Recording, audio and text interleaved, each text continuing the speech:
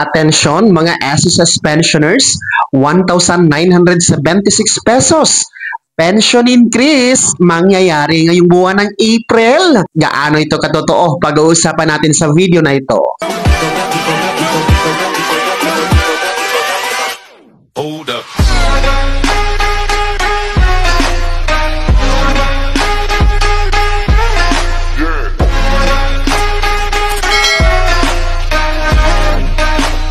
Hello mga ka-vlogs! Welcome dito sa aking YouTube channel. Magandang araw po sa lahat ng mga manonood. Saan po kayong dako sa mundo? Kumusta mga ka-vlogs? Eto ha, makinig mga pensyonado ng SSS, 1,976 pesos.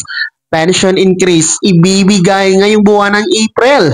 Ano nga ba ito katotoo? Mamaya-maya pag-uusapan natin. Pero bago ang lahat, kung bago ka pa lang dito sa aking YouTube channel o di kaya hindi ka pa nakasubscribe, abay i-click nyo muna ang ating subscribe button na nasa baba. Huwag niyong kalimutan na pindutin ang notification bell. Ilagay niyo po sa all para naman updated ka sa lahat ng mga videos na aking i-upload. So eto na no, mabalik tayo mga pensyonado ng SSS sapagkat merong nagtanong po sa ating official Facebook page, Messenger.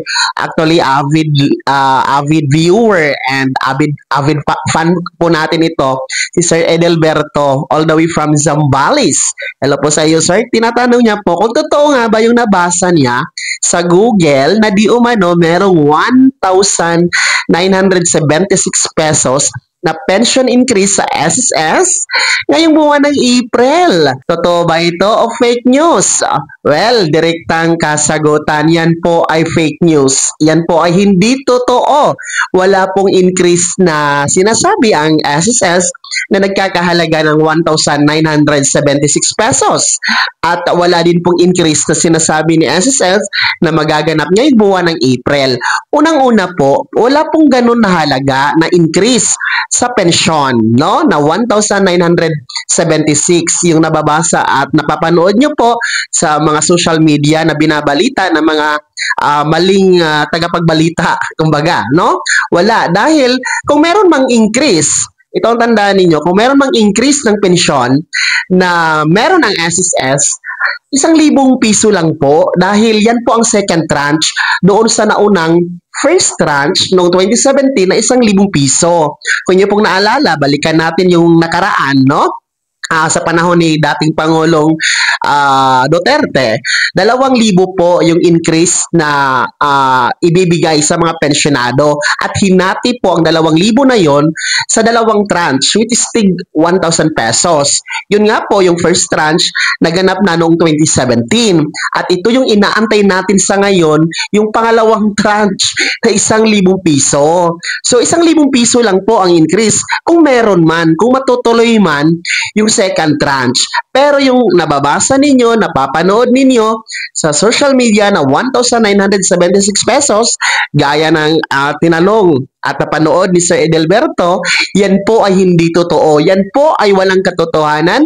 Fake news po yan. Kung inyo pong mapapansin sa author ng nasabing article, no? Sa Google, no? Ay hindi po Filipino name ang nakalagay. So, iwasan nyo po na i-click ang mga article na yan, ang mga link na yan, dahil baka po naghalaman yan ng virus na maaring ma-access po ang inyong mga personal information, lalong-lalo na ang inyong SSS accounts.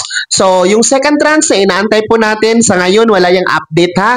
And anyway, malalaman nyo naman yan kung merong increase dahil unang-una, si SSS mismo maglalabas ng anunsyo at advisory sa pamamagitan ng kanilang official Facebook page, sa pamamagitan ng kanilang website, ilalathala yan sa mga pahayagan nationwide at ibabalita po yan sa mga giant media networks nationwide. Kaya hanggat wala pong anunsyo, walang advisory from the SSS regarding sa increase, abay wala tayong dapat paniwalaan ha. So dito sa ating YouTube channel, lagi ko yung sinasabi dahil tayo po dito sa ating channel ay ayan po ang ating layunin na maghahatid po ng tamang impormasyon at labanan po ang fake news.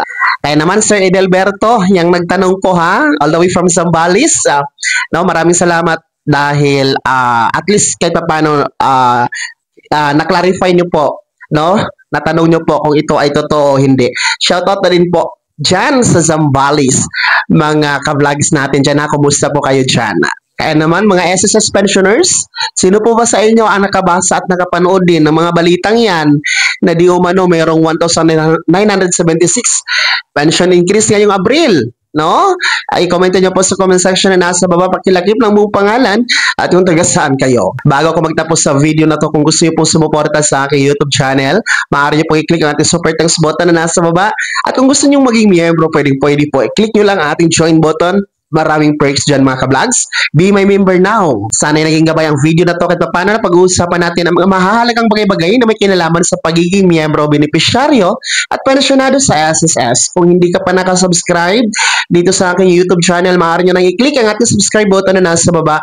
Huwag nyo kalimutan na pindutin ang notification bell. Ilagay nyo po sa all para naman updated ka sa lahat ng mga videos na aking i-upload.